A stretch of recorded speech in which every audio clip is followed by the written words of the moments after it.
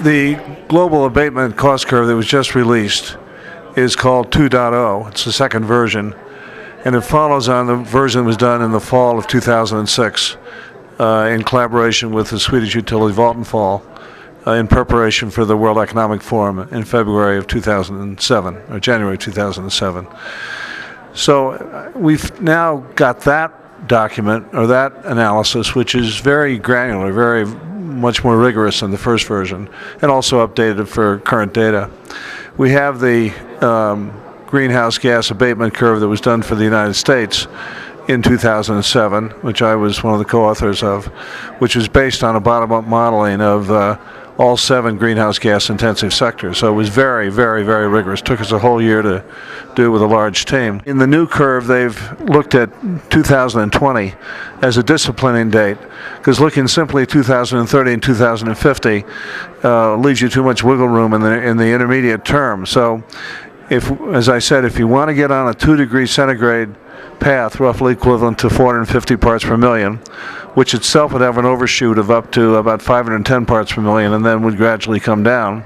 If you want to get on that path, you need to abate about 17 gigatons of business as usual emissions between now and 2020, recognizing that the BAU curve itself has a lot of efficiency improvements and productivity improvements built in. So this is beyond BAU, that you have to get those 17 gigatons.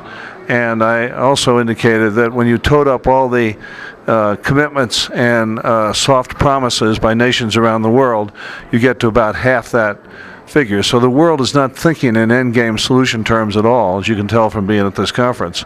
The forests, particularly the tropical forests, offer a massive opportunity.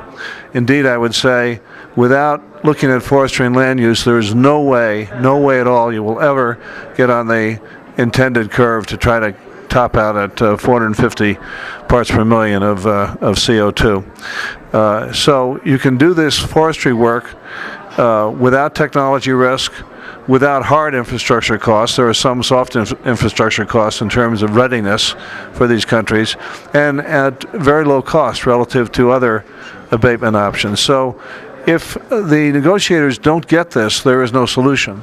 We need both AR and AD, or what RED is now called AD. We need both. About 2/3 of it would be RED, reduced emissions from deforestation and forest degradation, and about 1/3 would be afforestation, reforestation. They have different economics, and when I was quoting how inexpensive it was, I was basically quoting avoided deforestation. But afforestation, reforestation actually should have positive economics to investors, and should require very, very little, other than maybe startup support, very little public subsidy. But we haven't actually done a good job yet of helping Washington understand the global issue. We have relationships there. We know the key policymakers. There have been some discussions, but the statistics I gave you on the 31% of abatement between now and 2020, world abatement is forests, another 15% is land use. Those points have not been registered effectively. If they were, the drafters of the cap and trade legislation would have more than a 15% offset aperture allowed into the U.S., which, as you know, is more than simply forest offsets. It's other kinds of offsets. So basically the world doesn't like offsets. It should like offsets. It needs to like offsets.